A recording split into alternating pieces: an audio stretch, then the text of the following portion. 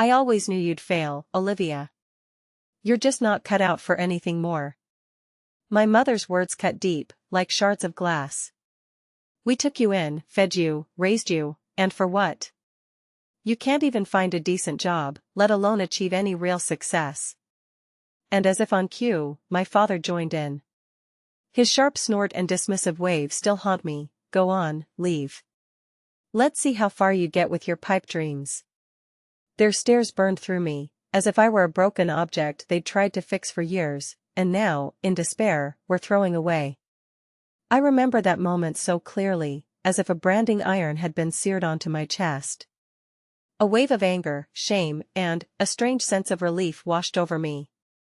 In that instant, I swore to myself that I would never return to their motel unless I could walk in with my head held high. And if that meant shattering every doubt they'd cast upon me, I was more than ready. The path to that, however, was not so simple. At first, I felt like an autumn leaf, tossed helplessly by the wind. After being shown the door, I crammed my meager belongings and a few favorite books into an old duffel bag and boarded a bus headed for the nearest town. I had a paltry $27 jingling in my pocket. No job, no clear plan, just an unquenchable flame in my heart. I burned with the desire to prove to them, and perhaps to myself, that I wasn't the failure they saw me as. My parents' motel was in deep crisis, that much I knew for sure. Even as a teenager, I noticed that the no vacancy sign was gathering dust. Their conversations were increasingly filled with anxiety about unpaid bills. It got to the point where they tried to force me to clean rooms or answer phones after school, just to save on staff wages. But as soon as I turned 18, they decided I was eating them out of house and home. Ungrateful, they threw in my face, because I dared to ask questions about the motel's finances and offer my ideas for its modernization. Their closed minds refused to listen. And so I trudged down the shabby street of an unfamiliar town, staring at the acidic neon signs that stung my eyes. I needed a job, a stable job, enough to pay for a roof over my head and food. But where to start? Complete bewilderment gripped me. I stumbled upon a tiny diner. The manager, glancing at my heartbroken face, offered me a part-time job, clearing tables. It was nothing glamorous, of course, but it distracted me and kept me from being out on the street. For a while, I huddled in a cheap hostel. The room smelled of damp clothes, but it was better than nothing. Sleepless nights, lying on the hard mattress, I replayed those awful words from my parents over and over in my head. Asterisk, you're good for nothing. You're useless. You're incapable of anything, asterisk, they echoed in my mind. My eyes stung with resentment and despair, but I wouldn't let myself cry. I whispered to myself, I will fight. I will prove them wrong.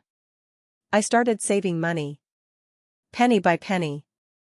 My wages barely covered the cost of my bunk and a meager dinner. But I looked for any opportunity to earn extra. And I discovered that I was pretty good at designing flyers and simple logos on the old laptop I'd borrowed. I'd learned the basics on the office computer at the motel. Soon, people from the diner needed posters for local events, and I offered my services. I charged very little, but over time, more and more people started to notice me. The local community desperately needed a website. Churches were constantly looking for ways to replenish their coffers. Each completed project added a little to my meager stash of crumpled bills hidden under my pillow. I saved every penny, denying myself everything. And then one day I stumbled upon that very coffee shop. Tiny, with worn furniture and a flickering light bulb above the entrance, but the owner had managed to turn it into an island of warmth and comfort, where it smelled of fresh pastries and they served lattes with intricate designs. Even with all its flaws, the place seemed magical. And then it hit me. What if I could help other small businesses breathe new life into their brands? Managing social media, designing attractive menus, organizing small marketing campaigns, that's something I can do. I remembered the years spent behind the motel counter, where everything seemed so faceless and outdated. I felt like I had a knack for modern design and an understanding of how to attract customers. And I decided to take a chance. I dove headfirst into studying advanced online marketing strategies, watched free tutorials, and spent hours honing my skills in the hostel lobby, where I could catch a more or less decent Wi-Fi signal. Soon, I presented the coffee shop owner with my marketing plan. "Let's create a first-class website for you," I offered. "We'll arrange a photo shoot of your most enticing drinks and post them on Instagram weekly. We'll launch targeted advertising to attract local coffee lovers." He hesitated, but apparently I made a good impression, so he offered me a trial period. Within a month, his follower count skyrocketed, and customers started sharing photos of the coffee shop on their social media pages. Sales soared, and rumors spread around town about a young marketing wizard behind it all. Wizard was, of course, an exaggeration, but I couldn't help but smile when I heard it. Me, incapable? Work piled up faster than I expected. Small shops, boutiques, a few little restaurants. I started making a name for myself in the city. Soon, I was able to quit the diner.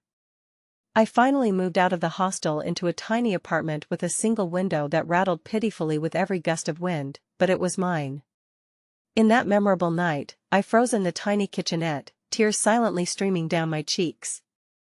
For the first time in my life, I felt the outlines of the future cease to be an ephemeral dream, taking on real shape. Working on projects had hardened me, taught me to juggle budgets, plan growth, and negotiate with property owners about improvements. Owners of small hotels and cozy inns increasingly sought my advice. I generously shared knowledge, suggesting how to transform their websites, breathe new life into rooms with fresh ideas, and implement effective marketing strategies. In parallel, I immersed myself in the study of real estate like a knowledge-hungry student. I wanted to thoroughly understand how value is formed, how mortgage schemes work, and what legal nuances need to be considered. Partly, it was driven by simple curiosity, but to a greater extent, something more was ripening in my heart. I remembered my parents' dilapidated motel, how they stubbornly rejected all new ideas, and how I, full of determination, could have saved that patch of land if only they had given me a chance. Then, that night, I made a firm decision: if fate was ever kind to me and I had enough funds at my disposal, I would buy a motel, maybe even a small hotel, and turn it into something truly special. I could prove to them that they were wrong, that their conservatism and unwillingness to change had led to decline. This thought became my guiding star, my personal challenge, my vow. 3 years flew by in a whirlwind of success, and my reputation grew exponentially. I founded a small but promising marketing agency, gathering a team of 2 trusted people around me. Madison, my old friend from the diner, was incredibly organized and had a genius knack for finance. Ethan, a talented web developer I met at the hostel while traveling, became an indispensable member of the team.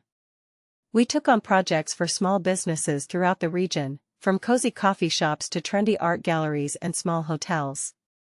Our goal was to breathe new life into their image, make them recognizable and attractive. We weren't raking in money, but we were earning enough to gradually expand and take on larger, more interesting projects. Eventually, we accumulated enough capital to invest in real estate.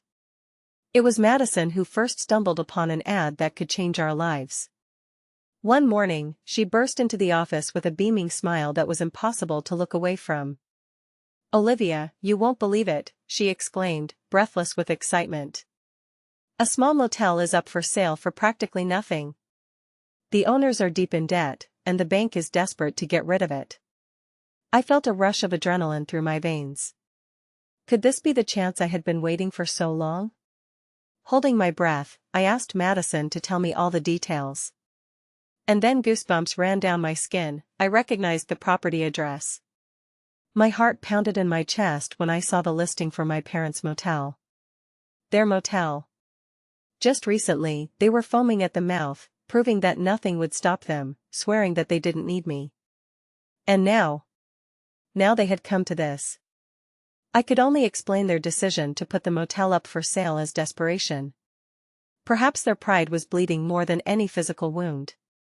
God, how I wanted to burst in there, triumphantly appear before them, and shout, "Surprise! You were wrong about me. And I turned out to be smarter than you." I took a deep breath, trying to quell the trembling, and carefully reread the ad. The building was described as dilapidated, requiring major reconstruction.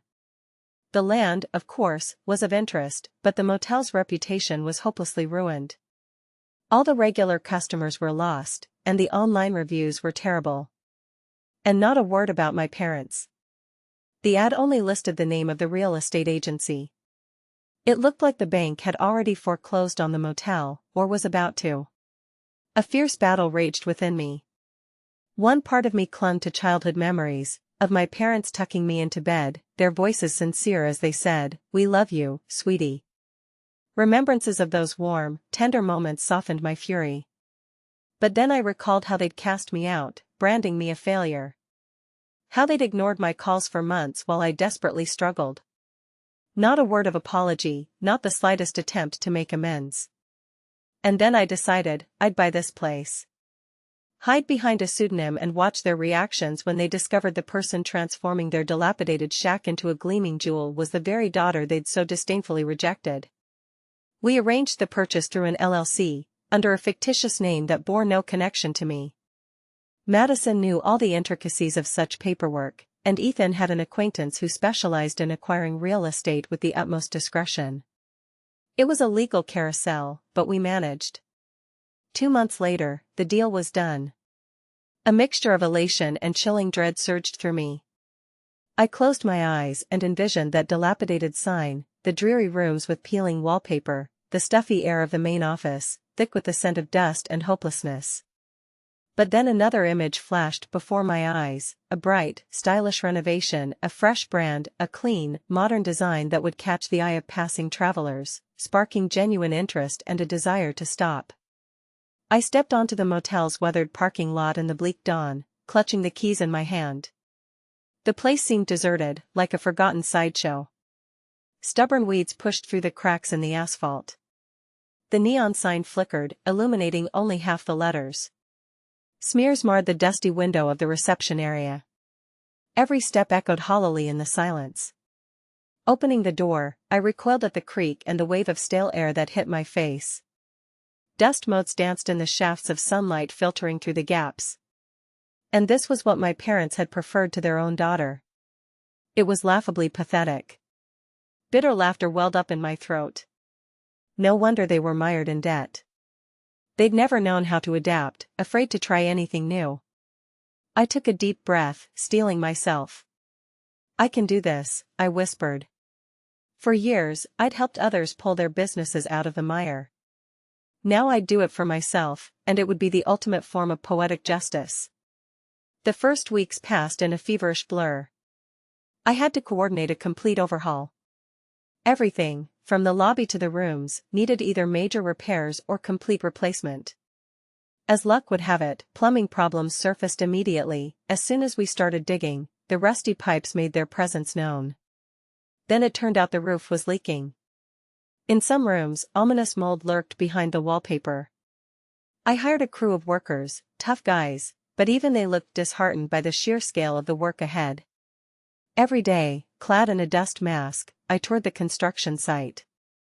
I checked the blueprints, chose paint shades, puzzled over how to transform the lobby, filling it with light through enormous windows. Ethan was working his magic on the digital rebranding, creating a new website that would intrigue future guests, luring them with the promise of a luxurious boutique hotel. Madison, like a stern Cerberus, kept a close eye on the finances, preventing us from going over budget. It was a hellish marathon, but also an incredibly exciting adventure. We were wresting life from a place that was doomed to rot. At times, I was overwhelmed by a wave of old, nagging pain. I'd freeze in the hallway, near the spot where my tiny bedroom had been in my teenage years. My parents had turned it into a dreary storage room for old rags. The thunderous voice of my father rang in my ears, "No daughter dares contradict my decisions." I remembered how I once tried to show them an online tutorial on renovating a small motel. In response, they had simply crumpled the pages and angrily thrown them into the trash. The memory of that past fueled me, like an inexhaustible source of energy, allowing me to move forward even when fatigue gripped me in a deadly embrace. And then the day of change arrived, the day when the old sign, a symbol of a bygone era, was to give way to the new. A truck pulled up to the motel, delivering a sign gleaming with metal and elegant fonts, like a harbinger of a new dawn. Shining Haven, that's what this place would now be called. The name caressed the ear, promising hospitality and light. I watched, mesmerized, as the workers dismantled the old sign and threw it into the trash container. At that moment, I was overcome by a strange feeling of peace, as if I was saying goodbye to the past. The peeling letters held my parents' surname, their history. Now it was my turn to breathe life into this place, to create its new identity.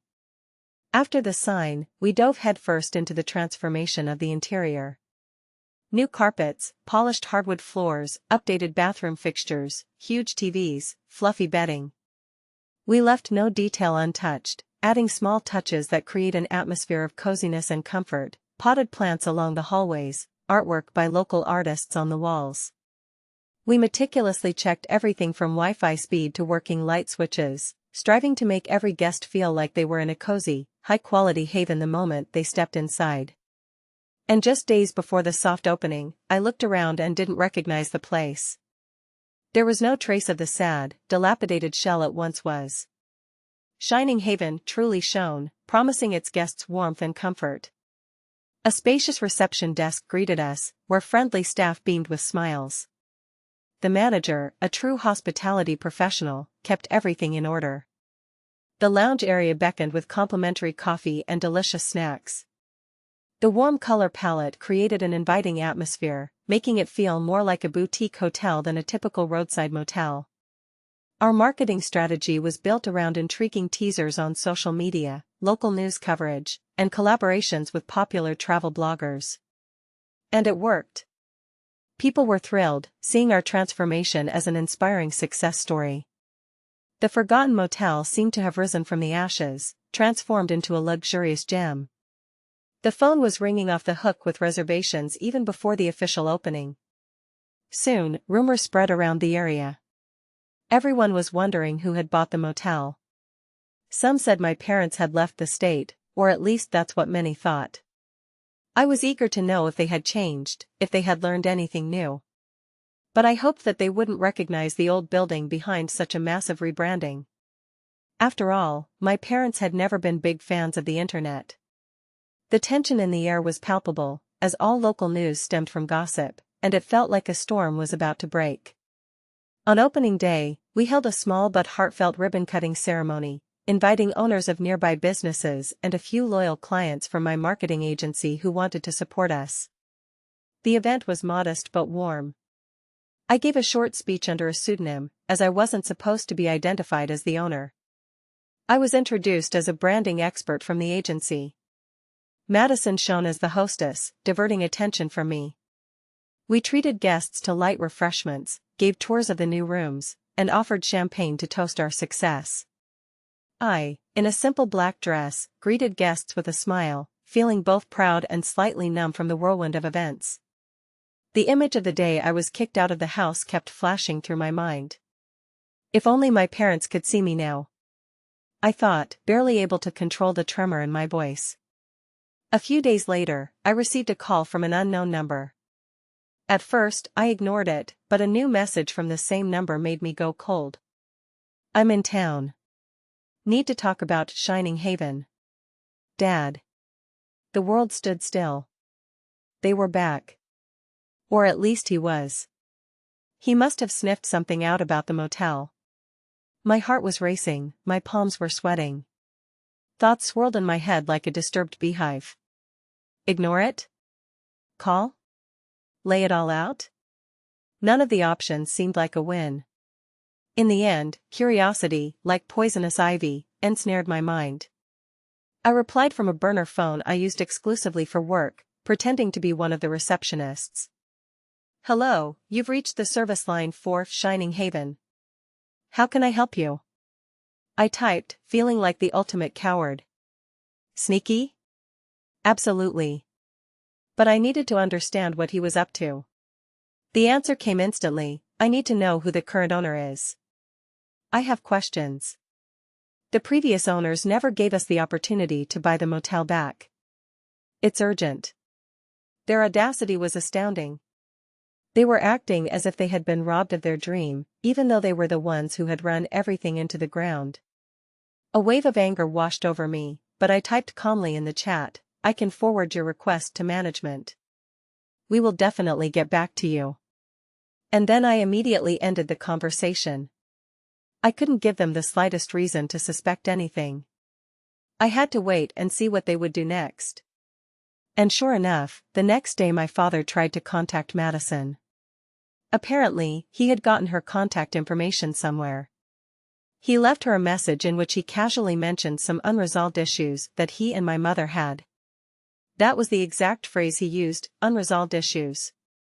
The next morning, Madison sat across from me in our cramped office, her face showing clear anxiety. She said these people were claiming they had a right to a share or some kind of compensation because the property used to belong to their family. My blood ran cold. Compensation for what? They sold the place themselves. It went to the bank. The bank sold it to us. End of story. It seemed pride wouldn't let them admit they'd lost everything for good. So, they were weaving some ridiculous tale about how we needed to make things right by letting them invest or claim a share. How naive. As if the world worked that way. Though, they were always unmatched when it came to twisting the truth. What should we do? Madison asked quietly, and I felt my heart pounding in my chest. Let's meet with them in person. See what they say to our faces. But I'll be in the shadows. They shouldn't know I'm behind this. Not yet. The meeting was set in the motel's brand new lobby after closing.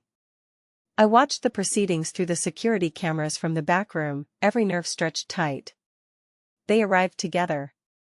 Shoulders tense, like they were heading into battle. The father looked worn out, gaunt, older than I remembered. The mother's hair was almost completely devoid of color, just a gray haze, and her face held that strained, fake smile that sent shivers down my spine.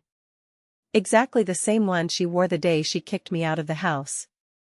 They glanced around the lobby, clearly impressed by the new interior, but they tried in vain to hide it behind their prim expressions. Madison approached them, as always, impeccably polite, and asked what they wanted to discuss. The mother began to speak, her voice sounding hollow and cracked, as if she were holding back sobs. This place used to belong to us. But times got hard, and the bank just ripped it out of our hands. We never had a chance to get back what was rightfully ours. Every stone here is soaked in our family's sweat and blood. It's not fair that some stranger just comes along and takes everything. The father chimed in, his voice laced with feigned politeness that barely concealed his despair. We just hope the new owner will show some respect for our family. Perhaps some kind of partnership agreement, compensation for our help in developing this place, or at least the opportunity to buy back a small share. We're open to any suggestions.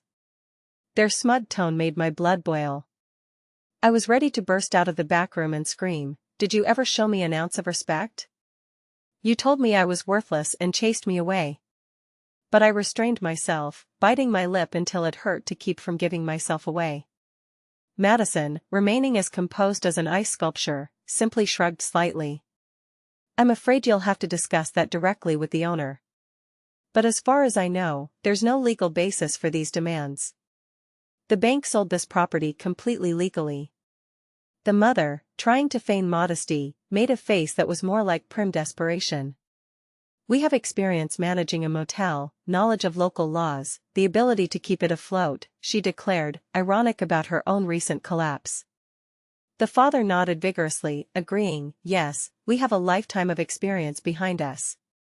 Then, in unison, they began to talk about connections in town, about the roots they had put down in this land. Madison leaned forward, illuminating the room with her signature, sweet, yet firm smile.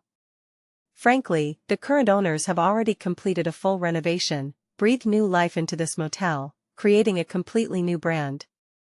We've invested heavily in modern amenities and feel quite confident." She paused, letting her words sink in.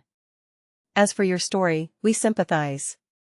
But these issues should have been addressed with the bank when you failed to meet your obligations." Her words landed like a slap, and I barely restrained myself from applauding, watching the scene unfold on the screen.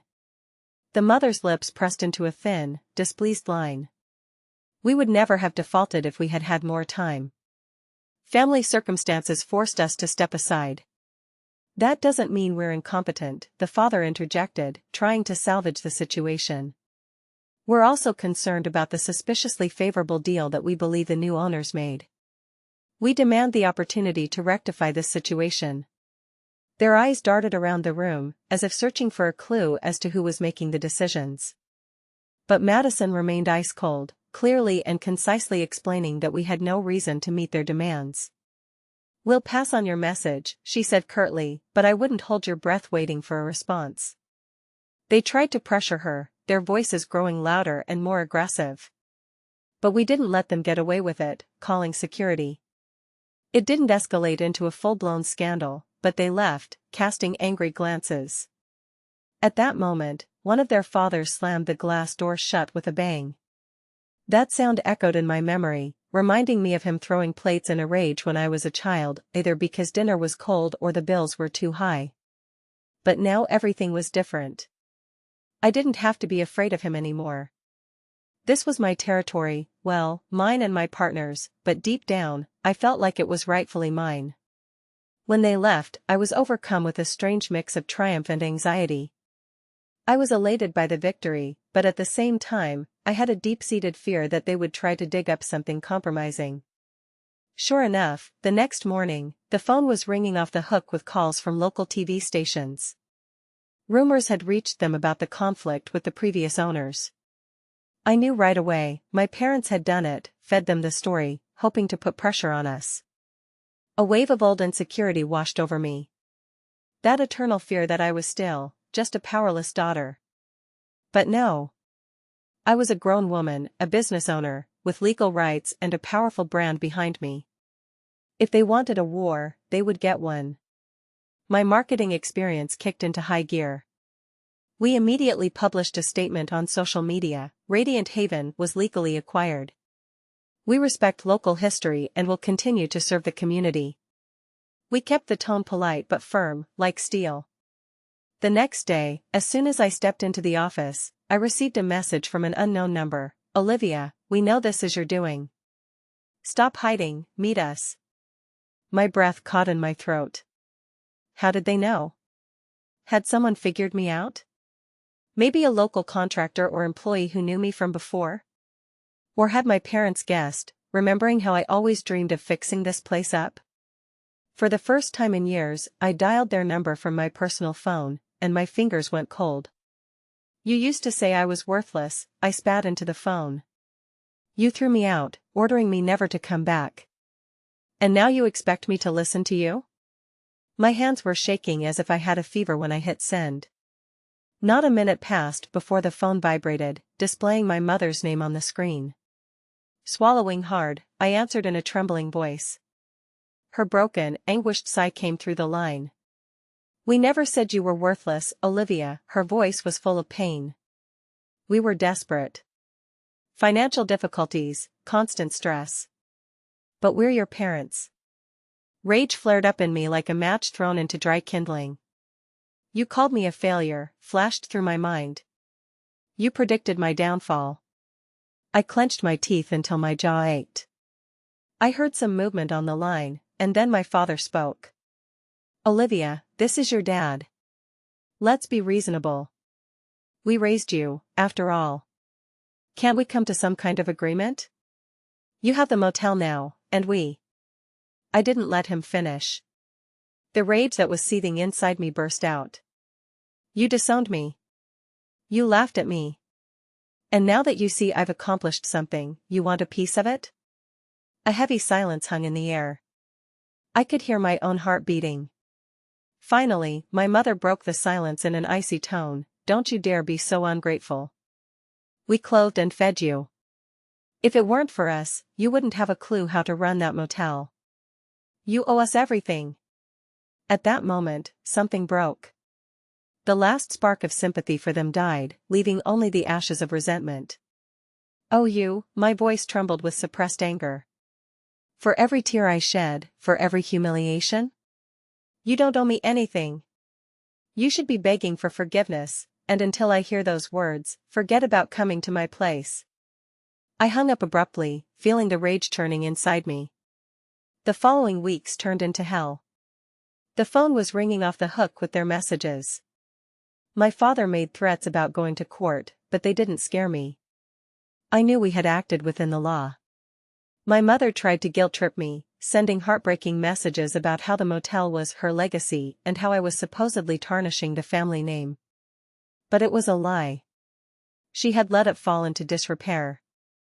I was the one who breathed new life into it, turning it into something beautiful. Meanwhile, Radiant Haven was flourishing. The reviews were glowing. We were being called a hidden gem. Every rave review about the modern comfort, about how hard it was to believe that this used to be a rundown roadside motel, sounded like a triumphant confirmation of my righteousness, like a reward for sleepless nights and titanic effort. The hotel was thriving. The staff was beaming with pride, every room was occupied, and profits were breaking records. And then, one sunny day, my parents stormed into the sparkling lobby. They seemed oblivious to the staff's timid attempts to stop them. In the blink of an eye, the lobby turned into a scene from a bad play. They were demanding that I come out to them. I froze in my office, my heart pounding in my chest. I knew I was facing a choice: hide, as I always had, or show them who I had become. Moments flashed in my memory when I cowered under my father's barrage of shouts. "Not today," flashed through my mind. With a deep breath, I stepped into the lobby. I was wearing a perfectly ironed blouse and tailored trousers, my hair pulled back in a neat ponytail. My mother gasped when she saw me, her eyes widening in astonishment. My father's face flushed with anger. It was our first face-to-face encounter in years. The staff, like frozen statues, watched us, ready to intervene at any moment. Curious guests peeked out from the corridors, drawn by the noise. A huge chandelier, like a spotlight, illuminated us, turning the scene into a drama. "Do you want to talk?" I said in an even, calm voice. "Please, let's go outside. I don't want to disturb my guests." With these words, I led them to the front patio. They followed closely behind, their eyes glued to every detail, every quirky touch they never believed I was capable of creating. Once we were outside, away from the prying eyes of the guests, I turned sharply, looking them up and down. "What do you want?" The words were clipped, like a gunshot. My father, like a fish thrown onto the shore, opened and closed his mouth spasmodically, anxiously looking around at the fresh flowers in pots, the bright sign, the newly paved area. Finally, he squeezed out, "We need help." I blinked, not believing my ears. "Help?" My mother, biting her lip, said in a trembling voice, "We lost our new place. We tried to open a small shop in another state. We failed. We're drowning in debt. We can't afford the rent. You have money now. And, well, we thought, maybe you could hire us here?" In her voice, despite the tremor, there was the usual commanding tone. Not a request, but an order to fix their worthless lives. A wave of anger and resentment surged within me. I thought they wanted a piece of my motel, but it turned out to be much worse. They wanted me to save them. They never once admitted their guilt for the way they treated me. And yet, some small, hidden part of me, longing for a normal family, was ready to help them. But I immediately remembered how they had used me before. Pictures of the past flashed in my memory, like painful splinters, not letting me forget what I had gone through. They made me scrub the rooms for free, convinced me that I was worthless, threw me away like trash, without a hint of regret. I shook my head, banishing the memories. "No, I won't let you, after all your humiliations, just walk in here." My mother's gaze turned icy. "We did what we had to do.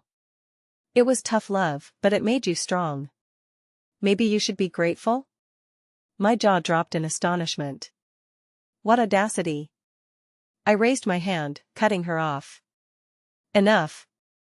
Don't turn everything upside down. All you did was push me away. I built this place from scratch, with my team. You had nothing to do with it." My father leaned forward, his voice filled with despair. You owe us for all the years we raised you. We weren't perfect, but we gave you a roof over your head and food. I swallowed a lump that threatened to burst into bitter sobs. That's what parents are supposed to do. You don't get a medal for providing me with the bare necessities. And you didn't earn the right to trample on me and then ask me to fix your mistakes. The atmosphere thickened, as if before a storm. They seemed to realize that they were no longer facing the frightened little girl they knew. Are you really refusing us? My mother's voice took on a plaintive tone, on the verge of tears. My heart ached, but I nodded firmly. Yes. You turned your backs on me in my hour of need. And now, when you need help, you want me to save you? Can't you see how hypocritical that is? They stared at me as if I were an alien. It seemed they had never imagined that I was capable of fighting back. My father's face flushed with rage, and he hissed through his teeth, "Fine, we're leaving. But don't come running to us when everything falls apart. Yes, everything is shining here now, but you will fail. You always fail." His words, like poisonous arrows, pierced my heart. The same old song. But this time I didn't let the pain overwhelm me. Smiling calmly, I replied, "I manage this place, and it's thriving. Look at the reports. We have no vacancies almost every night. Our finances are in perfect order. Maybe if you had listened to me back then, you wouldn't be in this situation now." And, turning around, I went back inside, leaving them standing on the terrace, stunned and bewildered. I heard my mother's muffled call, but without looking back, I slammed the door, cutting myself off from the past. Later, when the storm inside me had subsided, I looked at the security camera footage with bated breath. Empty. It was as if they had never been there. I looked around my office, every item of which had been chosen with love, the furniture, the color of the walls, the paintings, hanging exactly as I wanted them. Everything bore my imprint, my victory. I remembered my parents' words, once insisting that I was good for nothing. And now, humbled, they were begging me to return to that rotting motel.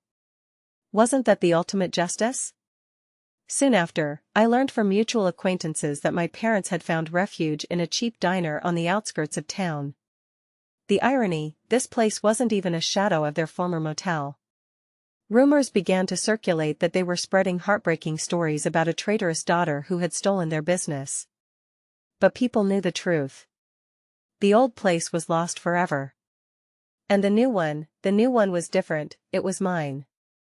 Somewhere deep inside, a flicker of sympathy stirred, but it was weak, almost imperceptible. They made their choice. I made mine. Over time, I transformed Radiant Haven into a true oasis, adding a spa and a cozy terrace cafe. Travelers showered us with 5-star reviews, raving about the motel's atmosphere and our sincere attention to every guest. My marketing agency was also growing, taking on more and more properties across the country.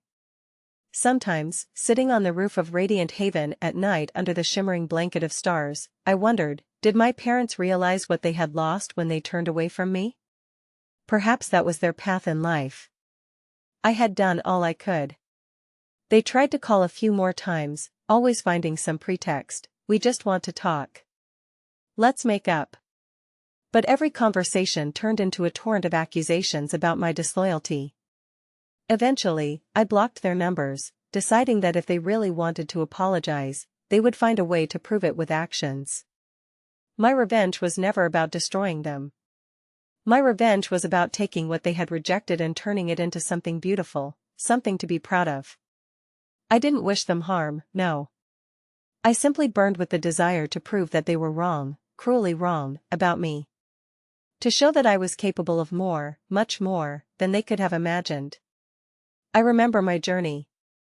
From the day I stepped off the bus on that dusty roadside, almost penniless, to the moment when, under an assumed name, I bought and breathed new life into this old motel. God, how strong I had become. Once, I suffocated under the weight of their hurtful words, each one leaving a bleeding wound.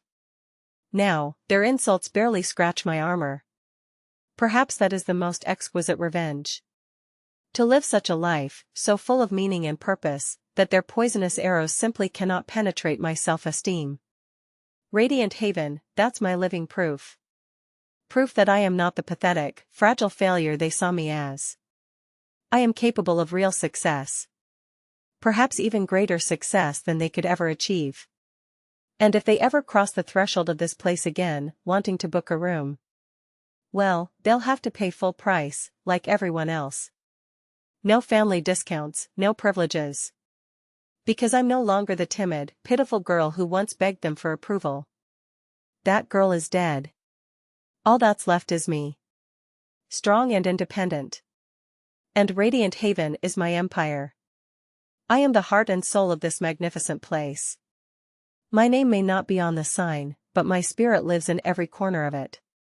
And that's enough to dispel all the doubts that once plagued me. I have created a life independent of their recognition. My business partners and our amazing team are my real family, who support and respect me. When guests come to us, they feel the warmth and love that we put into this place. And if my parents ever want to see what I've accomplished, they know where to find me.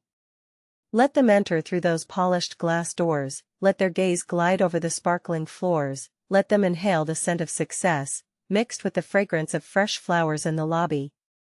Then they will understand, their useless daughter created all this herself. And that realization is the sweetest victory I will ever experience. Its taste is sweet and intoxicating,